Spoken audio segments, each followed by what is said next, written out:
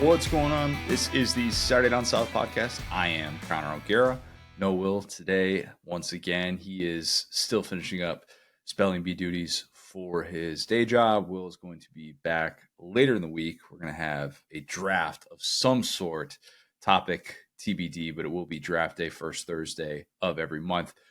Plan for today, Colby Newton. He is coming up in a bit. If you've ever wondered about the very simple yet I think complex question, hey, why is the SEC what it is today?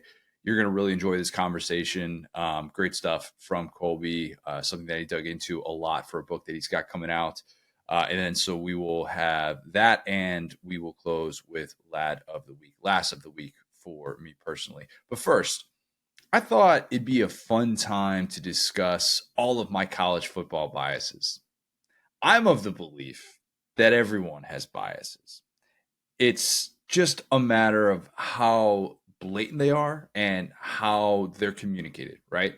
Like there are plenty of people that post on Twitter entirely to push narratives, and they'll do so while trying to present themselves as unbiased, when in reality, their bias shows in how vocal they are about some things and not others. So I think that's true in pretty much everything. And you could apply it to a lot of different things. You could apply it to politics or, healthcare, whatever. But for today, we will stick to college football biases.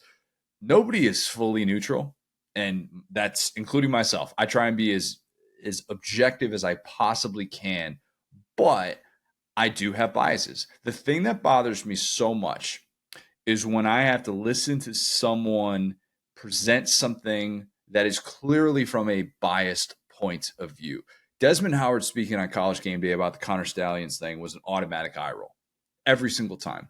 I think Game Day does a lot of things really well, but I did not for the life of me understand the point of giving him that platform. Like, unless the plan was, hey, just let him be a fan. Just let him be a fan and talk in that way. And then he can kind of pivot back into his role as what's supposed to be an unbiased analyst. But instead, you had a proud Michigan man talking about the Connor Stallions thing and just trying to talk about how Michigan was just getting railroaded at every turn. And we're all just like, wait, what? If Desmond had just been on the desk and said, man, I hope this isn't as bad as it looks or whatever, I'm kind of fine with that. Or if he discloses, yeah, like I'm a Michigan guy, this is why I think this is a load of BS or whatever, then I'm kind of going into it like, all right, well, at least we have that perspective. But instead, it was communicated with these insights from Reese and then Herb Street, and maybe Pete Thamel would chime in about something. And then, oh, let's kick it to Desmond to try and speak like them, but without presenting that bias. So we got this extremely biased spin zone because, why would Desmond ever throw Michigan under the bus in that setting, especially such a polarizing topic in the college sports world last year? And he showed that he couldn't be unbiased in that setting. He just couldn't. Biases can be obvious, like it was with Desmond when I started the weekly bit of tweeting his Connor Stallions analysis on Game Day with the kicker of, I respect his unbiased opinion. That joke got a lot of miles out of it. Maybe we'll bring it back if he speaks about Connor Stallions on Game Day again this year. Hopefully that topic can be put to bed. But biases can be less obvious or a bit misconstrued, right? I've been critical of Herb Street really the last year on this show, even though I do think he's as good as there is in the sport. I've been more critical about some of the things that he's said and done in the last year of the sport. And, he's trying to cover a lot of different things now that he's doing NFL stuff. And I kind of wonder if some of that is taking its toll on him. But I actually think he does a pretty good job of breaking down Ohio State, even in moments where it feels like Ohio State needs to be called out. And I kind of make note of stuff like that. If I think somebody is just presenting totally slanted analysis, I'm kind of the guy that's going to take issue with it just because I think there's an easy way around it. The problem is when there can be a bias that everyone sees except the person with that take, then it gets a little bit murky. Like, take Jay Billis saying after the Filipowski court storming thing how we need to arrest people who do that. That's one where, in my opinion, it's fair for all of us to wonder if Jay Billis, proud Duke graduate, is saying that just because of his roots. Yeah, of course. There's a difference between giving unbiased analysis during a game or on college game day, which Jay Billis does, as opposed to taking the strongest stance possible, leaning into a bias on a very hot button issue. So that's enough kind of preamble. We all understand kind of what a bias is and all that stuff and how it relates to the role in media, how we speak about these things. I want to be as transparent as possible with all of you and disclose all of my college football biases. As I always say, I don't root for teams, I root for people. Somebody all the time, I get asked like, "Oh, who's your team? Who's your team?" It's like, I truly don't have one, but I root for specific people. I have things that I like. I have things that I don't like about the sport, and yeah, sometimes that comes out in the way that I come across. So this isn't some list of college football teams that I've always liked and why I'll go to the ends of the earth to defend them. That's not what this is. And if you came here today looking for that, I don't know, maybe you haven't listened to the show for a very long time. That's just not the way that I present things. But I am not going to be that guy. I'm just not. I'm not going to sit here and rock gear of specific teams because I just don't necessarily have any reason to. And if I can present it from this standpoint, then why wouldn't I? I want my words to carry weight, and this is the best way I know how to do that. But let's start with my alma mater, Indiana, because look, if you're in this business, chances are you went to a college. Maybe you went to a college where college football is a thing. I didn't really go to a college where college football was a thing.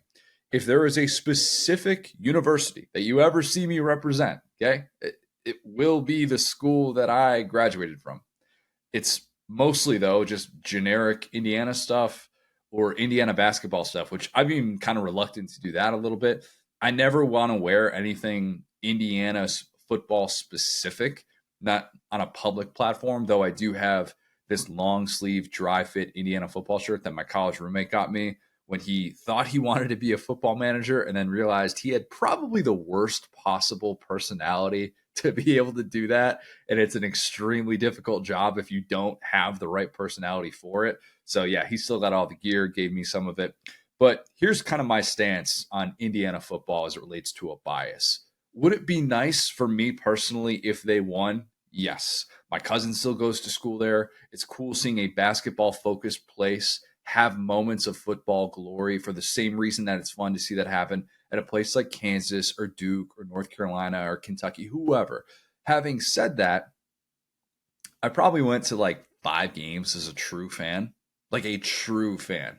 I went to plenty of tailgates, but the dirty little secret about student support at Indiana, at least when I was there, which was 2008 to 2012, after your freshman year, upperclassmen don't really go to games unless it's against a big time opponent.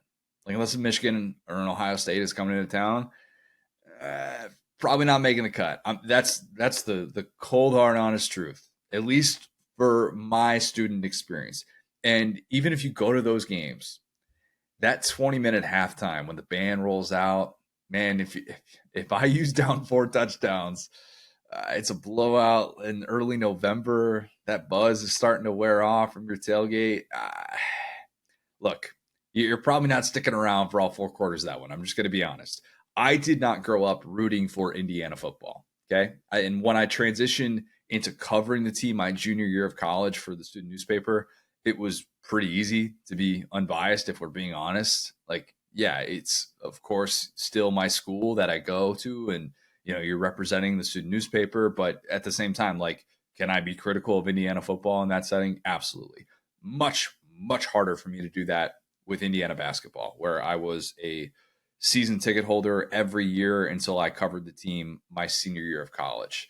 I'm never going to build my college football Saturday around Indiana football just because this job demands different things of me. And I just don't necessarily feel like that's in my DNA. It's just not. I hope my school has success, but it doesn't bother me when they don't. And you can kind of also apply that to rival Purdue. Winning or losing makes zero difference on my happiness. So not really a bias that I have to disclose there. Hoops is a different story. Okay. Hoops is a different story. I wrote about that for SaturdayDownSouth.com, about and SaturdayTradition.com as well, about watching that Purdue team make it to a national championship and how that just, that just hurt me in so many ways as a sports fan. I try to admit that bias in that setting. So how would I approach my IU allegiance if the program was involved in like a major scandal or something like that. The Kevin Wilson player mistreatment thing, for the diehards that might remember that was like circa 2016. I don't think I wrote anything that favored him or the program or anything like that. I wasn't just like blindly standing by them. But let's say it was like a Connor Stallions deal and IU football was on the rise or something, right? Like IU is looking like a team that's going to play in the 12-team playoff or something like that in some crazy world. And then, oh, it's this massive scandal. If I got on this microphone and kept telling you how there was some wild goose chase, this was all a conspiracy theory or something like that, anyone listening could and should disregard my opinion, even if I had reasons to back it up. Okay, I'm telling you that I would be full of it, or I'd be coming from the wrong place to have that strong of a take. And you would be fair to wonder why I was coming in the paint so hard. All right. Like, that is not necessarily an issue that I should probably be so strongly opinionated on. I should have the self-awareness in that moment to see how my bias is going to come across with everything that I say. No matter what I say, anybody listening could just point to my connection and there would be nothing that I could say to deny that. Oh, just pretend like I didn't graduate from there? Like, no, that's just not how that works. Okay, so contrary to what some might think, I don't have a Nebraska bias for or against. And I've gotten both, which maybe that's a sign that I actually can be pretty down the middle about this stuff. I think I have Nebraska perspective. That's the difference. I think I have Nebraska perspective, having lived there and worked there for 2.5 years and been to those home games those 2 seasons. But I've never rooted for or against Nebraska. Like, truly, I've watched them closely for the last 11 years, which dates back to the time that I started working in central Nebraska and then started covering those home games. That has given me good perspective because I have met people that love everything Husker football. I have also met people that despise everything Husker football. There are actually some of those in the state of Nebraska. We just don't see a whole lot of them. When that subject comes up in a national way, I actually think I can weigh in on things without bias. And I think I do have a good take, especially seeing that transition from Pelini into Riley and the way that things were set up with expectations and how that was handled and how they were talked about. I'd like to think that I understand, what can go into that. In the same breath, I can tell you how I think it's a crock of what that some want to put a team without a bowl game since 2016 in their preseason top 25, while also telling you that sellout streak, while it's a bit debatable how it's been kept intact with boosters buying sections and donating tickets and doing that, it's still the mark of an extremely loyal fan base and as loyal of a fan base as you'll ever see in sports. And if you just tell me that it's because there's nothing to do in the state of Nebraska, you haven't even been to Nebraska and you're saying that, and you're also assuming that every other state has stuff to do constantly and Nebraska is the only one that doesn't. So I don't really buy that. Okay. I don't really buy that. Nebraska fascinates me, but I can speak on it without bias. So I don't necessarily feel like I have to disclose that, though some might look at, where I worked or something like that in the past and assume that I have some sort of affiliation. Maybe I tweet some anti-Nebraska thing and it's like, all right, well, they've been horrible. Should I tweet that they're really good? Would that mean that I'm all of a sudden unbiased for doing that? I don't really understand that. But yeah, that's the Nebraska take from me after all that experience there. Joe Moorhead. You know where I'm going with this. I can no longer be unbiased about Joe Moorhead.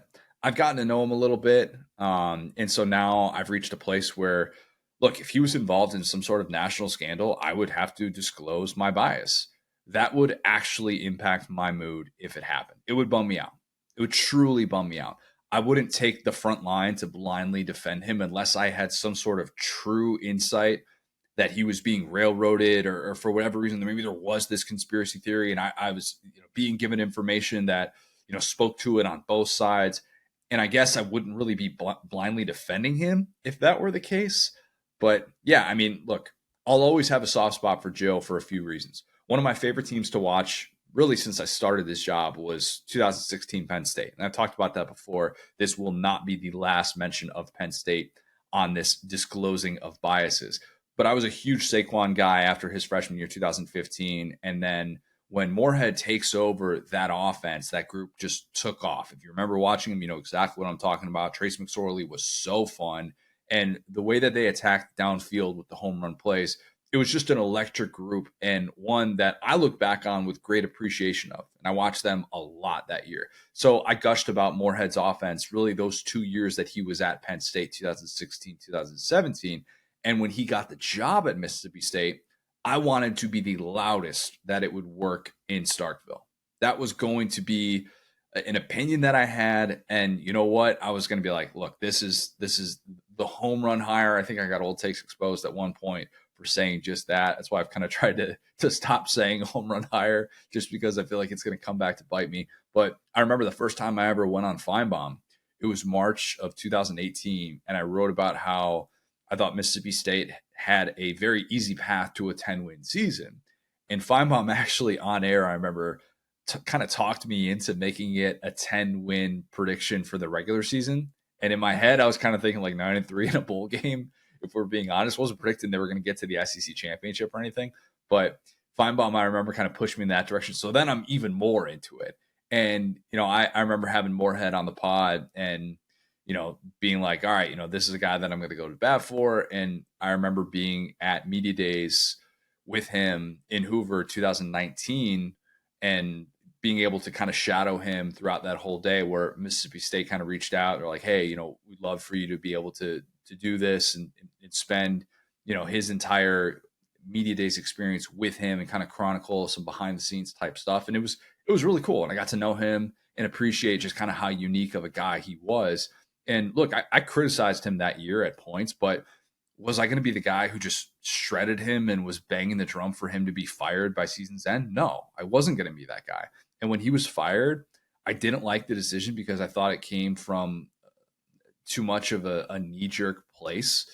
And look, I weighed in on whether or not I thought that was fair on our site. And I definitely was like, look, I think he was fired too early. I think he needed more time to be able to really get kind of his vision in place, because they weren't at Chad Morris levels of bad. And in a place like Mississippi State, I think that there is a different sort of understanding for the job and the task at hand. But, I remember even trying to disclose my appreciation of Joe at almost every turn. I was trying to do that and trying to get out ahead of it. Be like, look, yeah, I feel like I have a different perspective of him. So, I've since stayed in touch with him with just kind of a message every few months or so, nothing crazy, anything like that.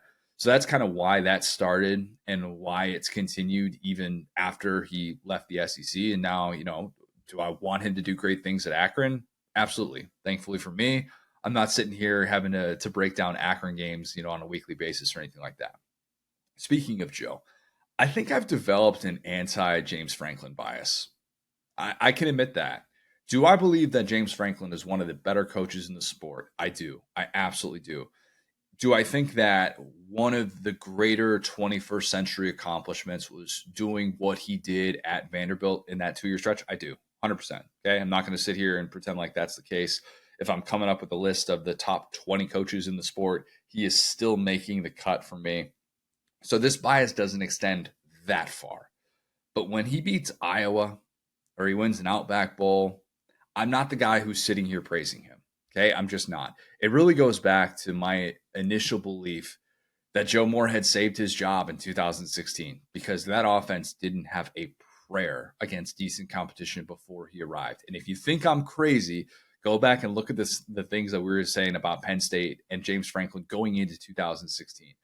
I hated and still hate how much he would complain about negative recruiting, but he wouldn't get into those specifics with the teams who were doing it. And he just always seemed like he wanted sympathy. But at the same time, I'm like, look, you took over a program that was still recovering from the biggest scandal in college football history. Okay? Like, have some self-awareness to understand that's probably going to be part of the game, and people aren't going to have a ton of sympathy for what you're going through. They're just not. And Franklin deserves credit for building on top of what Bill O'Brien did, which is so underappreciated, kind of what he did before James Franklin arrived. But look, I just, when you're still hearing him complain about it 2017 after they had won a Big Ten championship, and you're still hearing Franklin get up there and talk about negative recruiting, I just kind of started to get really annoyed with him. And I was annoyed with him after the 2018 season when for the second time in a pivotal game that year, he took the ball out of Trace McSorley's hands with the game on the line against Kentucky. And then, I asked him about it in the post game, and he cited drops by receivers is the issue for why he did that, even though they nearly overcame a 3-touchdown deficit against Kentucky because McSorley was on a roll and Kentucky didn't seem like it had an answer for him. And then Franklin, the day after, he said that it was because of drops that they took the ball out of his hands late. He fired his receivers coach. Like he just does stuff like that. I was annoyed with Franklin this past year when he got that question about throwing downfield. And then Franklin said the question made his skin crawl. My bad, not crawl, but curl. The question made his skin curl, and how the reporter was basically speaking Japanese to him. That made my skin curl, if we're being honest. That was just a bad James Franklin moment. I was annoyed hearing from an extremely prominent Penn State player that when he tried to meet with Franklin one time, he's like, set it up with my secretary. That's while he's playing, by the way. Okay. Not like some former alum that's like scheduling a visit or something like, hey, coach, need to be able to discuss blah, blah, blah, blah, blah, blah. It's like, yeah, set it up with my secretary. I think Franklin would have that stuff back, but it still annoys me that he has existed this way for as long as he has.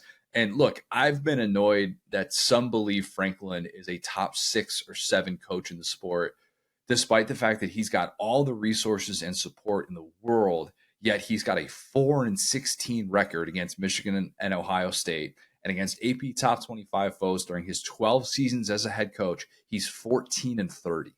I just think that people overlook that. I do. I really do. I admit I am way more likely to point out a bad Franklin moment than a good Franklin moment because it supports how I feel about him. Say I have an anti-Franklin narrative, if you will. Yeah, maybe I have developed a little bit of a bias against him just because of some of those things that have happened over the years.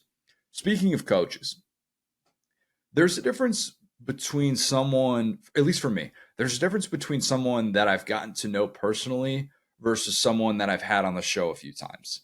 I've gotten to know Jeff Collins and Gene Chizik a bit. And I guess maybe it's some sort of UNC defensive coordinator bias that I have in favor of them. Those guys I've texted with, I've had, with Chizik, I've had extended conversations about more than just football. So I think it's a little bit different. It would be extremely difficult for me to be unbiased, which is why I will often preface anything I say about those guys or a few others as friends of the program when I bring them up. That's an important caveat to throw in there. And there are guys that I've had on multiple times, like Beamer and Pittman. Alex Golish has now come on multiple times. Those are coaches that I've had on the show and I like. And I think at the same time, if push comes to shove, I can still be critical of them. I mean, go back to December when, I kind of basically threw it out there like Pittman and Beamer and Napier and Clark Lee. Like, are all those guys just kind of screwed? Are they just in this spot where that uphill climb is just too steep for them right now? Look, I legitimately wish them luck. I really do. But does my mood change if they win or lose? It doesn't. It doesn't necessarily. I can be honest enough and say that. I'm not sitting here and rooting for them to be able to win every single game. That's just not the way that I'm wired with my biases maybe for them as having a little bit of a softer spot for them. I want them to have a good life. Maybe I've developed that rapport with them, and it'd be great to be able to continue to get them on the show. I fully acknowledge that. But if I had them on the show and then immediately said afterwards that they're one of the top 5 coaches in the sport, you all would look at me and go, where'd that opinion come from, guy? Like, we can't take anything you have to say seriously. And it's a tricky thing for me to balance, right? Because I'll be fully transparent. I don't get access to everybody and everywhere all the time. I don't. There are certain people that give you access. There are certain people that don't. I like being able to have certain active players and coaches on, but I would like to be able to maintain some objectivity with it. I would. This isn't like some 10-minute local TV or radio hit, nor is this, like an interview on Feinbaum or something like that, or SEC Network, where it's like 10 minutes. You only get like 3 or 4 questions, whatever the case may be. My setting is different because we're having these one-on-one conversations. These are, like a half hour that typically I shoot for. If I come away with a new appreciation for that person, that's fine. But if I come away from that with this biased support of everything they do moving forward, that's a me problem, right? That's an issue that I need to be able to figure out, because I can't then talk about those people. And that's awful. And nobody's going to want to listen to this show if I have a bunch of people that are like that. I have a role to provide entertainment and analysis. I don't just have people on that I want to root for. Okay.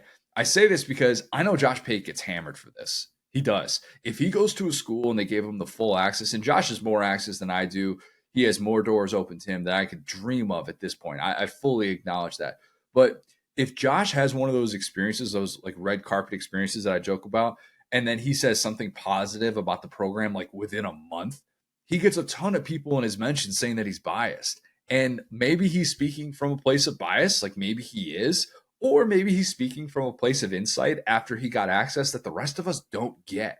And that's why he feels the need to be able to speak about them. I think Josh is unbelievably good at this when talking about programs that he's been to and programs that he hasn't been to. But only he could answer that question of what's fueling that opinion and what's out there. And yeah, maybe the timing of it, you have to watch what that looks like at certain times. If you're going down to UCF and then 2 days later, you're telling me why UCF is going to the college football playoff. Josh didn't do this. I'm just saying hypothetically, yeah, people are going to have eyebrows raised. Why wouldn't they? That's the way that this works. But for me, I try and use any sort of access granted from a coach or player as insight, right? Like that's ideally my goal, is to get a better viewpoint of what a player or a coach is about. If I have Clark Leon and then I just become his number one defender, even though it's in the midst of putting up a goose egg in SEC play in year 3, like what am I doing? What in the world am I doing if that's my approach? Criticized Clark Lee last year. Had to criticize Clark Lee last year. Had to say that he's one of these coaches that needs to be able to win in year 4, despite the fact that he just got that extension that was announced at media days last year. Wouldn't be surprised if he got fired if things don't turn around this year, especially on the defensive side of the ball. And I say that as somebody who liked Clark Lee after he came on the show. But that's the objectivity that I try and be able to maintain. But man, like some people just want to jump through hoops all the time. They do. And I get it. And it's hard not to. It is difficult to be able to put some of that aside. Here's a story that I don't think I've ever told with the access piece of this and how this happened for me, getting started in this role. When I first started being able to write on the SEC side for Saturday Down South 2017, I sent an email to every sports information director in the SEC saying who I was, how I was looking forward to being able to cover their team. I was hoping to be able to work with them as SIDs, to be able to set up interviews and stuff like that. And I got a couple of responses that were like, yeah, welcome, looking forward to being able to talk with you, blah, blah, blah. And probably like 10 didn't respond, but one stood out. One stood out very much. It was Susan Lax at Kentucky, who sent me this long email back and then said, let's hop on a call sometime at your earliest convenience, next few days, and we'll talk about stuff. Spent probably about a half hour talking with her a few days later, and I set up a feature idea, and we were kind of off from there. And from that point on, nobody, for me, has been better about access than Kentucky, where you send an email, you're getting a response that day. And yeah, maybe, it might not work to be able to set it up in a given time frame, but they're going to find a way to be able to work with you. They've been excellent about that. And look, it can even happen where I'm like, hey, I'm going to be in town in Lexington. Maybe I'm going to be, covering a specific game, or I'm visiting my brother or something like that. Hey, let's chat with Wandale, or let's chat, like, could we set something up with Liam Cohen or something like that? Or more recently, I set up something with Brock Vandegrift. And Susan, or Slacks as she's known to people in this business, she'll always make that happen for me. And does that mean I've developed an appreciation for Kentucky? Yeah, definitely. But does that mean that I'm just only going to present the pro Kentucky slant to all of you? No, absolutely not. And again, as I said, kind of with Beamer, with Pittman and stuff like that, them winning or losing doesn't impact my happiness. So I'm not going to be biased from that standpoint. I had to sit down with Brock Vandegrift back in February, and really enjoyed it. I talked about some of the insights that I gained from him on this show and on other platforms as well. And I feel like I got a really excellent impression of someone that hasn't been readily available to the media because he hasn't necessarily been locked in as QB1. This is his first time starting in the SEC, and it was a great conversation. A week later, I remember I did some sort of quarterback rankings. And if I had just decided after that conversation to put him into my top 5 instead of Brady Cook or Jackson Dart or something like that, like how would that have come across, right? Like, oh yeah, tweet out a picture after your Brock Vandagriff interview, and then instantly he's the number 4 quarterback in the SEC. Like, I think I had him at 11th. Like, first of all, I don't think Vandagriff has shown nearly enough to be able to get that kind of love. And if I somehow did, it would be very heavily weighted on an in-person conversation wherein I got access. Access bias is very, very real, and I'm not denying it. And it's something I kind of try and fight against. And it's tough for people to navigate in our space, but I promise that I will do the best possible job to just try and be as aware of it as possible. And I will walk that line of wishing someone well versus kind of blindly supporting everything they do and refusing to criticize them. Other bias that I need to disclose: Noah Fafita. You already know this. If you've been listening to the show for the last year, the Noah Fafita bias is there. I don't think I need to go in depth with it. Favorite player in America coming back. I am far, far more likely to retweet some sort of clip of an insanely good play that he makes than I am to retweet something that shows maybe, oh, he's going through regression in a post-Jed Fish world in 2024. Okay, I'm gonna present the pro Noah Fafita slant because that's kind of my guy. That's a perfectly fine thing to be able to disclose. I'm not giving you the crazy in-depth analysis of Arizona football, and I think I could still probably speak objectively about that if indeed that presented itself and if they didn't necessarily have that good of a season.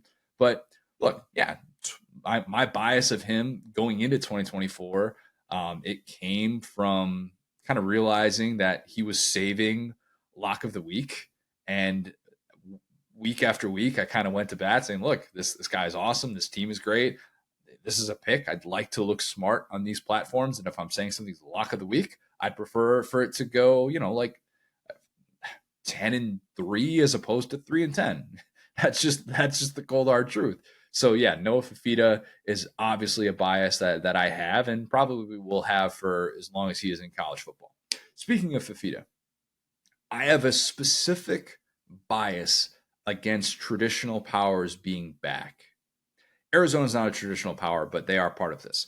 I've said on the show many, many times before that I cannot stand when people say college football is better when Team X is good.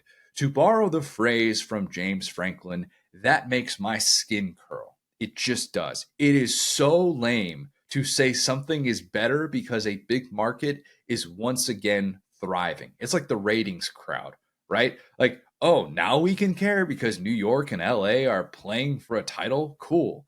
Oh, can we not care because Milwaukee and Tampa are involved? Like, I don't really understand that entire logic or why that is something that people feel the need to go to bat for. It's so strange for me.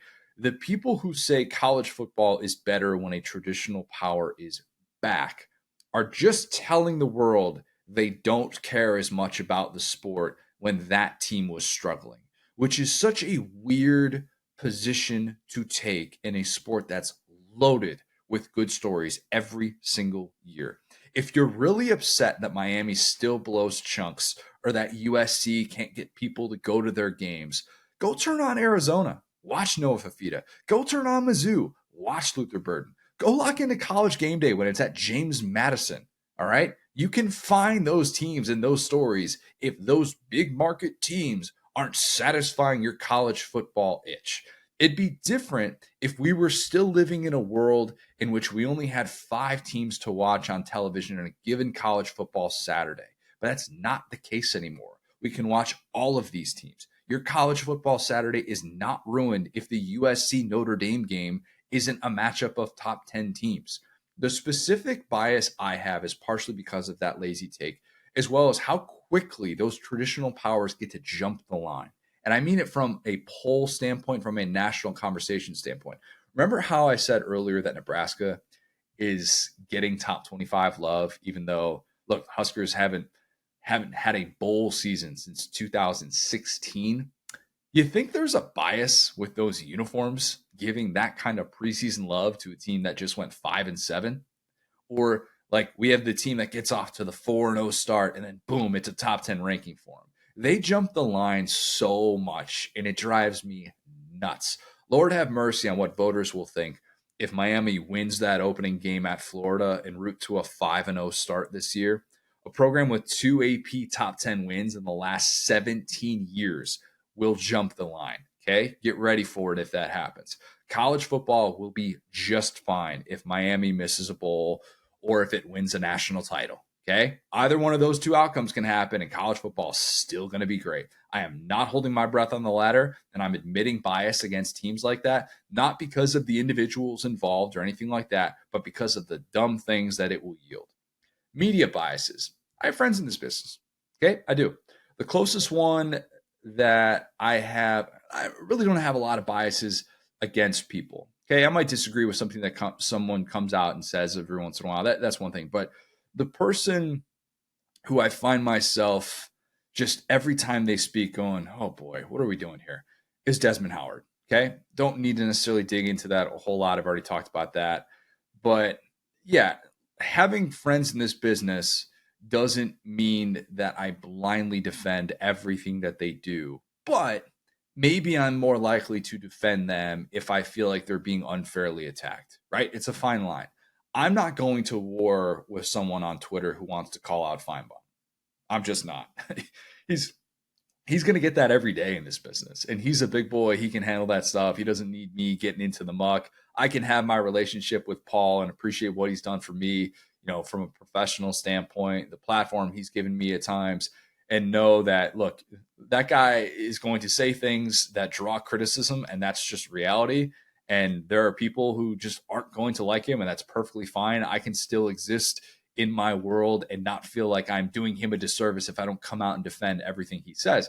I am, however, much more likely to speak up if someone prominent says, hey, that SEC Saturday night crew of Tom Hart, Cole Kubelik, Jordan Rogers, they're terrible. I'm biased because I know and like them a lot. I really do. I'm also biased because I probably listen to them more than any other broadcasting crew, especially now that we don't have SEC on CBS. But that's a credit to them because no college football trio has been on the air longer than them.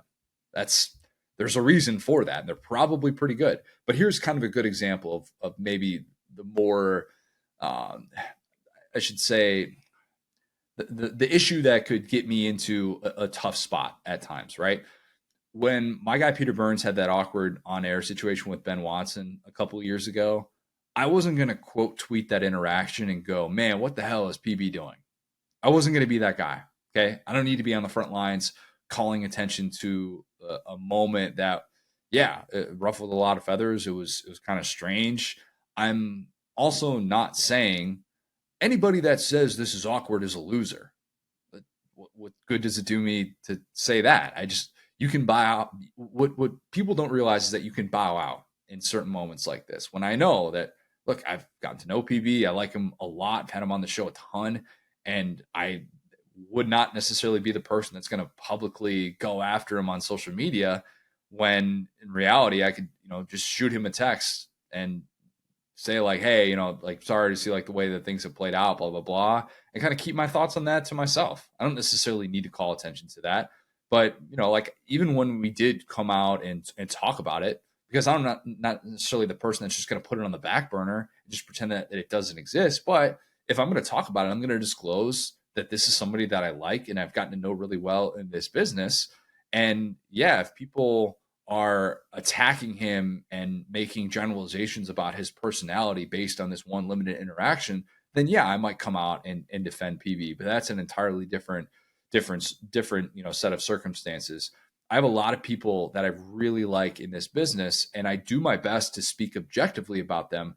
But it is a little bit different than biases kind of for or against like teams, players, and coaches, which I'm asked to speak about way, way more than specific media people in this industry. Only other bias that I have to disclose. Any version of Uga is going to get the benefit of the doubt from me. You know this. That dog can go on midfield. And when I mean go. Like, go drop a deuce on the G. And am I going to call out the dog or the caretaker? You know the answer to that question. As for that dumb steer Bevo, that's a different story. Very different story. If that thing so much as looks as one of those new SEC mascots in the wrong way in his first meeting with them, you're going to hear about it from me. Okay? And if he charges Uga again, let's just take a page out of the Jay Billis playbook and arrest him. I think we can all get on board with that. So those are my biases. Everybody's got them. We should disclose them. Let's just be upfront. Let's be transparent. Let's get them all out there. And when I have a bias that comes into play, Lord knows there will be some that are developed in 2024. I will do my best to be able to disclose them here. All right, let's kick it to Colby Newton. Great conversation about the origins and key moments that turned the SEC into what it is today. He's got a book coming out. We're going to get into all the details of that and all the different things that he got to be able to dig into for just a huge, huge project. So here's Colby. I'm now excited to be joined by a very special guest. It is Colby Newton, author of the new book, SEC Football, How a Regional League Became a National Obsession, available on July 16th. Colby, first of all, I know this book will succeed based purely on the release date because you understand college football so well that you made this release date just right in the heart of college football reading season at the beach. So that's victory number one for you. Yeah, thank you. It's funny you bring that up. I actually went back and forth with the publisher about when to release it. And they originally wanted to release it in mid to late August. I said, no. We need go mid-July, right around SEC Media Days. People have nothing to do but think about college football. There's no games yet. Let's give this thing a month or two before the games actually start. So thankfully, the publisher relinquished their control on that and put it on July 16th. So excited about that. Smart decision, and it's a great concept for a book because while plenty of things have been written about the SEC's rise, especially during the 21st century, it tackles a question that even I, as someone who, look, this is my life's work, this is what I do year round, sometimes I can't quite pinpoint it. Like, I'm basically the 5-year-old that always just asks why. I can always ask the question why with one reason why the SEC is what it is today. How did you really approach that all important question of why it just means more in the SEC? Yeah, that was really the heart of why I wanted to write the book and look at it. I've been a huge SEC fan from afar, not growing up in the South, and really wondered, hey, from an outsider's perspective, how did this happen? The 30 years previous to our 30 years right now. So if you go 1960 to 1990-ish, the SEC won 6 national championships. The next 30 years, they tripled those numbers. They doubled their Heisman winners. They doubled their first number 1 pick in the NFL draft. How did that happen? And was there pieces along the way that can build a narrative story that would be interesting to read and would also give us a lot of fun facts to learn how does this actually happen? For me, it all kind of started with the SEC on CBS and that was going away. Again, an outsider's perspective, that was a huge part of me becoming a fan of the SEC, was watching it on Saturdays at the premier game and tuning in most of the time to Vern Lundquist and listening to him kind of tell the story each Saturday. And with that going away, that's where my mind started turning.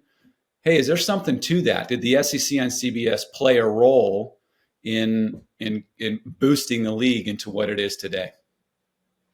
I think it absolutely did. There's zero doubt in my mind that having games that feel important are a big part of a conference's brand. And it's something that in my opinion, has held the Big Ten back at times, is that they have played so many of these primetime games in that 11 Central, noon Eastern time window. And I'm like, the games just feel slower. They don't feel quite as big as they do when the sun's going down in the SEC and you get the drums, that are coming in on CBS. It's just hard to manufacture that big game feel. And one of the things that I think, along with the CBS angle of it, which, we talked about a lot last year and had Gary Danielson on to kind of break down that final year of the SEC, but the SEC storied on the SEC championship and the roots that entire game event had with Spurrier pushing for it. It's this great opening game at Legion Field, Keith Jackson on the call. Like, it feels big, and it gives us the creation of divisions. It gets into rivalries and all these different things, but it gives the extra spotlight on the SEC at a time when conferences really weren't taking that. How responsible was that move to say, hey, let's go and have this conference championship game. Let's roll the dice and not be worried if this prevents us from getting into a national championship or two? Yeah, it was really fun to go back and break that down, looking at it through history's lens now. And the heart of the book really are two of these three things we're talking about: SEC on CBS, the championship game, and then leading up to that, conference expansion with South Carolina and Arkansas. It's kind of interesting now when we look at all of the talk that's going on, and Texas and Oklahoma are joining the league this year, to think that South Carolina and Arkansas, that was really the first big domino that fell. They aren't the huge brands that Texas and Oklahoma are, but without that first domino, and then the SEC title game, like you mentioned, we go deep in the book on how did it even end up at Legion Field. How did Birmingham win the bid for that? There's a lot of really fun anecdotes that I discovered as I researched the book and read articles from back then and talked to people. But that SEC championship game was huge. And so those all kind of lined up chronologically, late 80s into the mid 90s, where you had those three events: expansion, title game, SEC on CBS, to really catapult the league and give it the foundation it needed to all of a sudden take over. Because now it's almost like we take for granted that the SEC is going to be in contention, if not win at all. It was honestly a surprise last year when they didn't win. Like, that's how dominant the league has become. But it wasn't always like that. It wasn't like that for a long, long time. And like you said, that the championship game was a huge, huge part of that, to separate the SEC, especially from the Big Ten. Remind me again the Legion Field origins, because they had it 2 years at Legion Field and then they have it at the Georgia Dome. And the Georgia Dome it feels so synonymous with the SEC. But that bid, what was that process like to go back and read for what we know now and what this event has become, to think about it at a venue like that? Yeah, it was interesting because it was so new, this idea of a 12th game, and a lot of people were not happy about it, inside the conference and outside the conference. The coaches inside the conference thought it was the worst idea ever. There's the famous quote from Gene Stallings, who said the SEC will never win another national championship. Of course, he wins it right away. But then even outside the league, other coaches and administrators were going on the record at the time saying, we're not going to schedule SEC teams. This isn't right to have there be an extra game. So there was so much pressure that the cities that potentially would want to host it didn't really want to get involved, because they were confused at how do we make this work. And Atlanta was one of them, where they thought, well, so we have the Peach Bowl, but what is this? Does this become the Peach Bowl? Like, do we get rid of the Peach Bowl? They just couldn't really kind of comprehend it. So it really came down to Birmingham and Orlando. Orlando was throwing out all the stops, using Mickey Mouse and free days at Disney, and comping all sorts of stuff, so much so that Tampa, who also really wanted the game, finally said, we can't compete. We're not going to give you that much money. So it came down to Orlando and Birmingham finally put together a financial package that really won the conference over. The conference had just moved into brand new facilities in Birmingham, so it just kind of all lined up for it to be hosted there at Legion Field at the old Great Lady. As a resident of beautiful Orlando, Florida right now, as I've been for the last 9 years, I'm here to say that wouldn't have lasted. Atlanta still would have won out if that had played out. Like, there's no way. Like, I'm thinking about it. Even, gosh, I love the Citrus Bowl, and I love, the openers that they'll have there. I've been to concerts there. There's just no way that they would have ever made that the SEC headquarters with the surrounding areas. And Atlanta is so much better, but Atlanta gets essentially this trial run with Legion Field of like, you guys see how this works. See how you guys figure out all the issues that go into this, and then Atlanta takes it over. Like, I think Atlanta itself is such a big part of this story, and having a place like that that people can drive. That's another thing. Like, not everybody can drive to Orlando. You know, like Atlanta makes so much more sense as this like central point. I feel like Atlanta deserves a lot of credit for what the SEC has become. Oh, absolutely. And you're exactly right, where they allowed Birmingham to test it out. And very quickly, everybody knew, oh, this is a thing. Like, this is going to work. And they came in 2 years later when that contract, there was a look in and blew Birmingham out of the water. And so we got to have this game. And it was fun to see how quickly that became really the epicenter of the SEC. And that's what you wanted to do as a program, was we got to get to Atlanta. And all the little factors like driving to the game and having the fans have that ability wasn't ever even really discussed when it went out to bid originally. And like you said, can you imagine it being in Orlando? It just doesn't feel right. Saban's return to the SEC when he came to Bama 2007 was very much obviously a huge moment for what the modern SEC has been. And you could say that a rising tide lifts all boats, pun very much intended on that. But I think we play the results on that a little bit. Like, Gino Auriemma at UConn, it's not like he turned the Big East into this juggernaut for women's basketball. You could point to other examples in college sports where you have elite programs who don't necessarily lift their immediate surroundings. Why was Saban and his return to Alabama gasoline on the SEC fire? Yeah, that's a great question. And I devote an entire chapter in the book to Saban and Urban Meyer. And I think, that's a great comparison with Gino and UConn women's basketball. I think it's tandem. Would Nick Saban have been as motivated as he was if he didn't have the failure in the Miami Dolphins and a foil in Urban Meyer? Because Saban getting to LSU was no slam dunk. He was the fourth or fifth candidate. The administration at LSU had other people higher on their list. Butch Davis, one of them, that turned down the job because he said, "No, I'm not. I'll dominate in the ACC. You can't dominate the SEC." So to kind of uncover a lot of that stuff that, again, maybe insiders inside the conference know, but from an outsider's perspective, it gives really the context on how Saban came to be successful at LSU. He leaves, and then Urban shows up at Florida and kind of takes the conference by storm really quickly. And so when Saban comes back to Alabama, and we go into great detail on how that even happened, and some fantastic stories about, Mal Moore being at home in Saban's home in Miami, waiting for him with Miss Terry and already convincing her. And then Saban decides to come back and all that stuff. That's where the gasoline, I think, really happened. And then those two, with the way they recruited, completely changed everything. And it did raise the level of the rest of the programs, especially the passionate ones, because all of a sudden you got Auburn winning a national championship a few years later. And so from there, that's really where all of a sudden it became, who's gonna win the national championship this year, and it's going to be from the SEC. And you could almost argue that it culminated with that LSU Alabama national championship game. Oh no, there's not just one, there's two, and they're going to play each other. I was fortunate enough to stand on the sidelines of that game in the Superdome and to have two SEC programs battling it out, the energy, the passion inside that dome that night. I know the rest of the country was pissed about it. It's like, oh, here we go, two SEC teams. But man, it was awesome to be there. And I think that really was like, yep, this is here to stay. Yeah, so many people looked at that as the beginning of change in college football with the 14 playoff, and they think, all right, well, at least we're going to take the subjectiveness out of this, and then the SEC doesn't exactly put the kibosh on this whole domination thing throughout the 14 playoff era. I'm curious, though, getting back to the Saban part of this, how many mentions in the book does Rich Rodriguez have?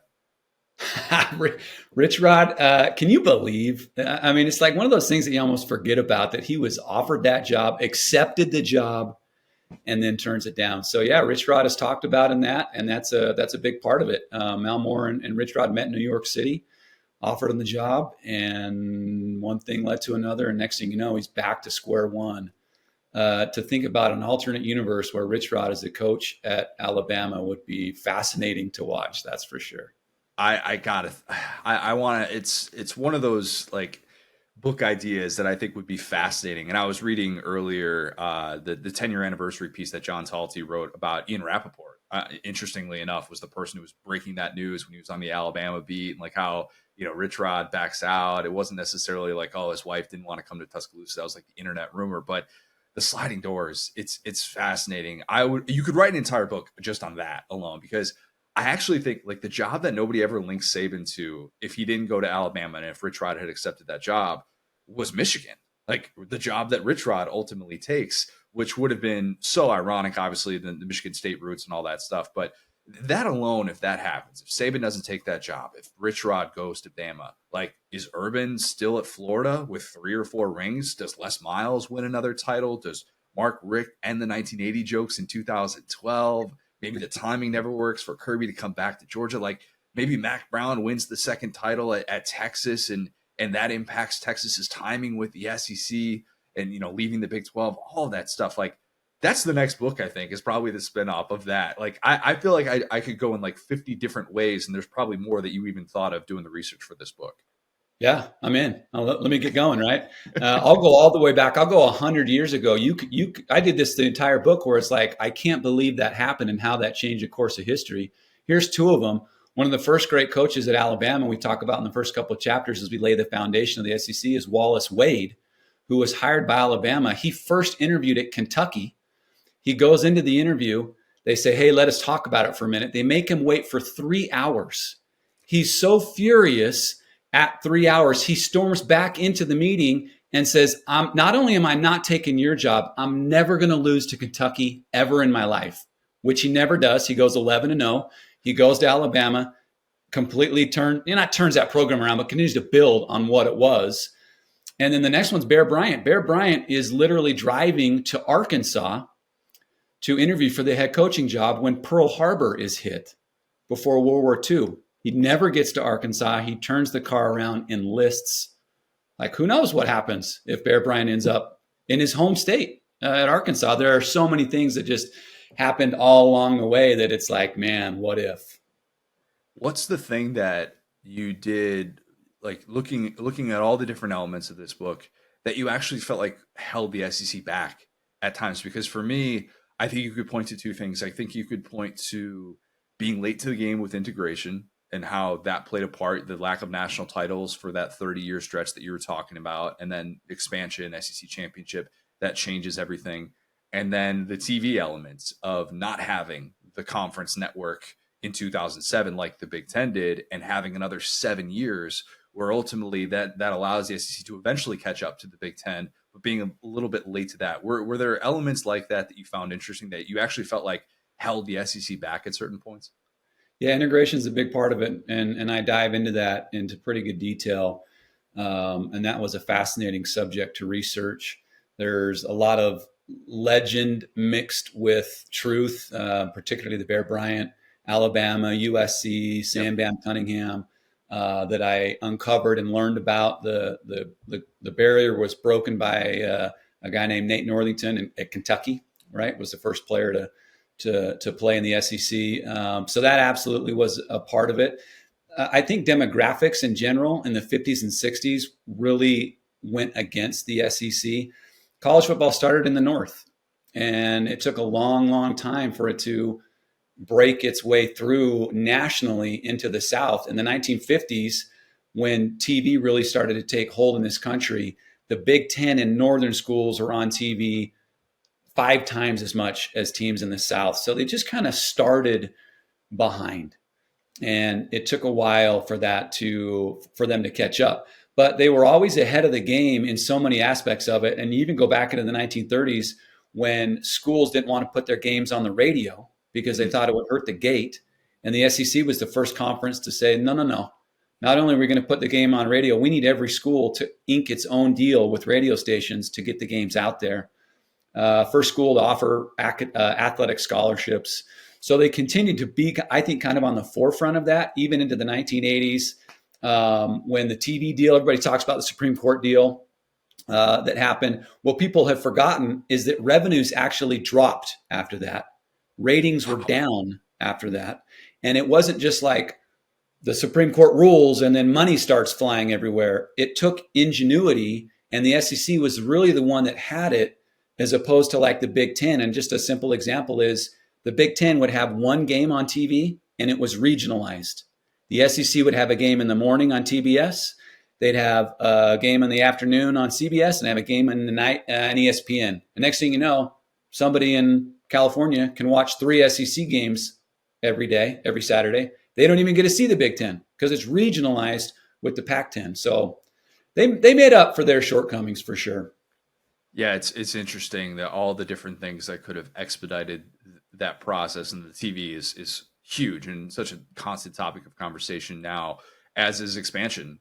I think it's kind of overlooked a little bit how the SEC, since it became a thing in 1932, I think, you talked about Arkansas earlier, but even you go back and I was like, man, Arkansas still, it was like one top 10 season in the previous 12 entering the SEC, like had some good runs there, but wasn't considered what Texas and Oklahoma certainly are as premier programs, second to none fan bases, all that stuff as well, that you just know in a given year what to expect from them, at least from a support national conversation standpoint.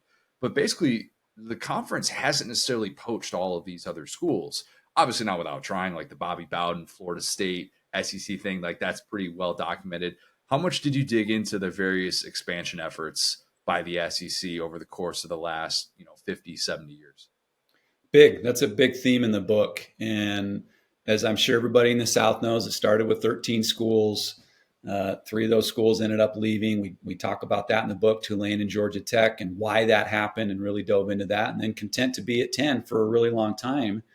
And what was fun to go back and look at is that now it's so kind of secretive. I mean, all of a sudden you see a crazy rumor this weekend that Utah might go to the ACC, and it's so secretive. And it wasn't like that. It was like the SEC is going public and saying, we're open for business. Who wants to join? Which that right there was different. And so I uncovered some pretty funny stories really about Arkansas joining the league. And they originally wanted Texas and Texas A&M. A&M didn't want to come. Again, funny. But like you said, Arkansas wasn't this huge power. Miami and Florida State were the monsters. And they both said no, as you just said, pretty well documented. One funny story that I uncovered is when Arkansas was in serious talks with the SEC, the Southwest Conference was not happy about it and kind of knew what was going on. And Roy Kramer met with the Arkansas contingent in a little motel in outside of Memphis. Well, Kramer walks into the hotel lobby and there are cameras everywhere. And he's like, oh no, here we go. We're busted. Everybody knows that's going to cause some delays in this whole process. Well, he quickly finds out it's for like the Northwest Mississippi beauty pageant. Nobody knows that Roy Kramer's there. Nobody knows that they're meeting with Arkansas, and they just have their meeting. And nobody even, really paid attention to it. And Arkansas joined the league. So that, like I said, kind of earlier on, without Arkansas was the first school ever to leave a power league and join another league. Penn State had joined the Big Ten the previous year, but they left independence. So they weren't leaving somebody.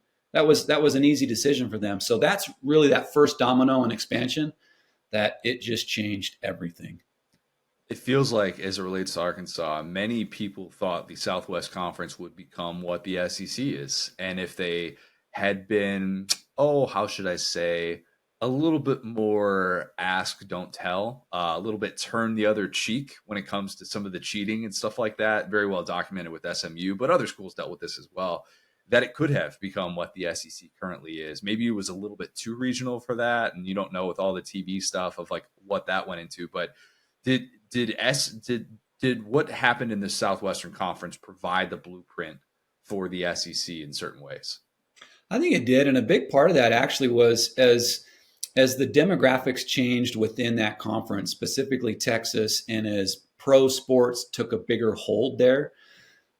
Some of the schools like Rice, for example, started to go down in passion with their fans, but the administrators refused to give any kind of concessions to the Texas and Arkansas schools in the league. And that really started to get them frustrated because they saw their revenues that they were expected to provide. And there was a big sticking point with how much money they had to pay when an in-conference school had to come to their league. So I think that's where the SEC and probably a lot of the other leagues said, what do we do to avoid this? Like you said, and they did it. One of the funniest quotes I found was from the Baylor coach at the time when Arkansas finally officially joined. He called the SEC the Iraq of college football.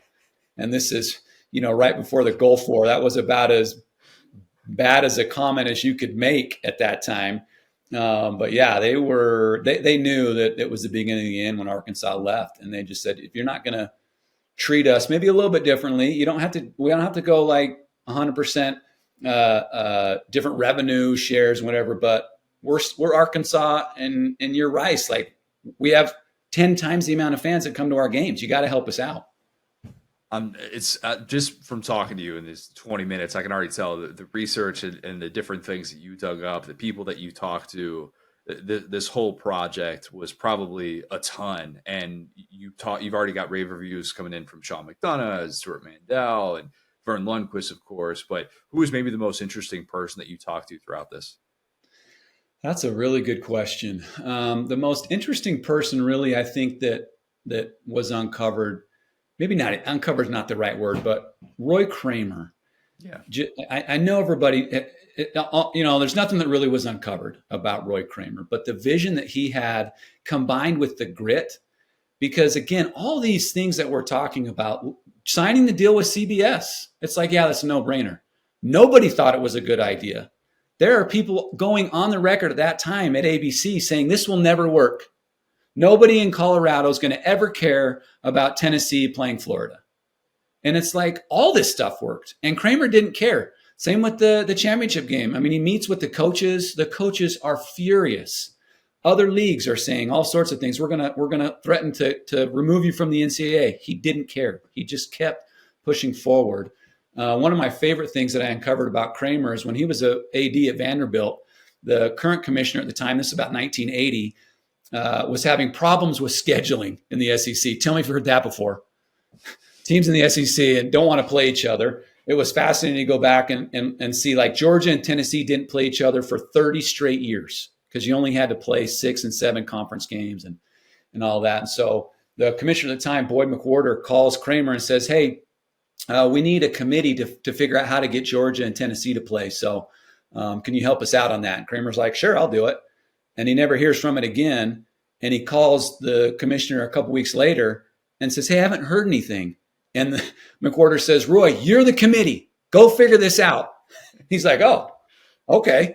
So he did. He brokered a deal. They play the very first game of the season, which is, again, kind of unheard of at this time. They scheduled a home and home. And so little stuff like that you see where Roy Kramer, and really in the 1980s and 90s, without Roy Kramer, you want to talk about what ifs? There's no Roy Kramer. Man, I don't know where the SEC is. It's a fascinating thing to think about, all the different commissioners, all the pivotal decisions that have been made to get to this point. Last one for you. What was the most interesting thing that didn't make the book? That didn't make the book? Oh, that's a good one. The publisher had me on a pretty strict word count. The publisher wanted to keep it under 70,000 words. I could have written another 70,000. Like, there were so many things in there that I wanted to talk about. That's a good one. I don't know. I think I would have liked to maybe dive a little bit more into Harvey Schiller. He's someone that was a commissioner that left for the U.S. Olympic Committee, and he's someone that actually got the wheels going with expansion. So that's some stuff that would have probably made the book a little bit more. I'm a history buff. I love history, especially when you're talking about sports. So I cover the first, 60 years of the book in 2 chapters. I mean, I could have written a whole book on all sorts of stuff in those 60 years too. So it was really, really fun. I'm sure, like I said, the possibilities for different ways that when you approach it from the way that you did, all the different things you dig into, you're like, oh, I could write a book about that. I could write a book about that. The ideas are kind of endless, and I'm sure you'll have no shortage of future plans to be able to write your next book. This has been great. Pre-orders for SEC football, how a regional league became a national obsession are available on Barnes & Noble. You can go to roman.com. That's ROWMAN.com. Enter promo code RLFANDF30. Get 30% off. This has been great, man. Really, really fun conversation. Can't wait to read it. I really appreciate you having me on, Connor. It's been fun to talk. I'll talk SEC football anytime. Hey, man, you and me both. You and me both. Lad of the week. So in case I haven't said this before, I don't really like to use Claire as content. We try to keep her face mostly off social media and whatnot. I've said that before. There's a lot of weirdos out there, just not necessarily something that we want to, expose her to. And also, I just kind of don't want her to be 5 or 6 years old when she's old enough to be able to understand this stuff and say, wait a minute, Dad, you've been just sharing my most embarrassing moments to thousands of people every week. I don't think that's necessarily fair to her, nor do I think people want to tune in for the ins and outs of her life all the time. So yeah, I try and keep her out of it. But she turned 1 over the weekend, so I figured that'd be a fitting first time for her to be the last of the week. She got just so much love at her first birthday party back up in Indianapolis. Had the party at Lauren's sister's house. Originally a pool party. We might have jinxed that by having a sun theme. Rain forced that to be more of a house party. But we had people travel in from 4 different states to be able to be there, including us who flew from Florida up to Indy to be able to go there. I realize a lot for a 1-year-old's birthday party, but it meant a lot because, we don't get to see our families on a regular basis. And even just having my family and Lauren's family in the same place is extremely rare because Lauren's family's in Indy, my family's in the Chicagoland area. So it was special. And to be able to do something like that, it took a lot of coordinating, and people were just kind of down to make a weekend of it. And it was so fun. It really was. Thankful that the Pacers weren't in town, so we didn't have to necessarily deal with Game 6 of the Eastern Conference Finals, being able to find spots downtown and stuff like that. Otherwise, probably would have been a little bit trickier to navigate that. But yeah, it just all worked out extremely well. My friends and some of my extended family who hadn't been able to travel down to Florida and meet Claire yet, they were able to meet her for the first time. It's pretty surreal. For parents, you kind of understand, what that's like when you see people that you love get to interact with your child for the first time. It's hard to explain kind of what exactly those emotions are, but for me, it was definitely special. Claire's at that age where she doesn't really want to be held by anyone besides mom and dad. A little bit of stranger danger that's been coming into play as of late, even for someone that's pretty social and is a big time extrovert in public settings where she'll just smile at random people and stuff like that. But being held by others and whatnot is still a little bit tough. We pretty much couldn't be out of sight from her the whole weekend. But yeah, it's always tricky to kind of juggle all of those nap schedules and people that are going to be, this place at this time, this place at that time, especially at an overwhelming event like that. So we did the best that we could. She did her absolute best. I know that. She rallied to be able to get to her smash cake, as they call it. She went face first into that. Pretty adorable, not going to lie. How many other times in life are you going to be able to just get an entire cake to yourself to just do what you wish with it? Very unique experience. Very, very unique. And I think she very much appreciated it and took advantage. But yeah, it was fun to be able to celebrate a year of Claire and kind of think about how crazy it is to process that it's been a year since we were, at the hospital and bringing her home for the first time. That first year is, parents always say, it's the fastest year of their lives. It very much was, definitely for us. And, I remember we pre-recorded a bunch of episodes. Will and I did, kind of working overtime to be able to make sure that people kind of had content. I wanted to be able to just have that presented during, my time on paternity leave, where I wanted to be as present as possible during that experience, while also making sure that listeners of this show didn't just have 3 weeks without pods. I know that there are certain shows that can do that, and they're structured to be able to do that. I don't think we are. And I like being year round. I like being that year round voice. and being able to always talk about things. So I just didn't think it would be fair to listeners. And, I appreciate everyone that has kind of shown me grace over this past year, my first year as a parent. Um, look, it's difficult at times, as you know, like many people have dealt with exactly what I'm talking about right now. And, there have been times when I know I definitely have not sounded my best because I got some sort of daycare sickness from Claire. But I never wanted to be the type of person who just kind of mailed it in after I had a kid because my kid took all my energy. And I hope you all know and how much pride in that I take in what I do.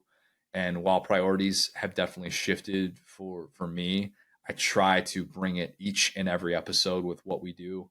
And I try and do that regardless of how much sleep I've had or how good my vocal cords are, how good my mood is, and all those different things. So just thank you for that and all the grace that you all have shown me, all the love that you have sent me to be able to send on to Claire. Just kind of it was a very introspective weekend to be able to see how many people were able to come out and be able to spend that time with her. So very much an enjoyable, one of a kind weekend that we had in our family. If you have not, leave us a 5-star review, subscribe to our YouTube channel where you can watch every episode of the Saturday Down South podcast. Follow us on Twitter at the SDS Pod, at Sat Down South, at CJ O'Gara, at Go So Hard. Thanks, guys. Talk soon.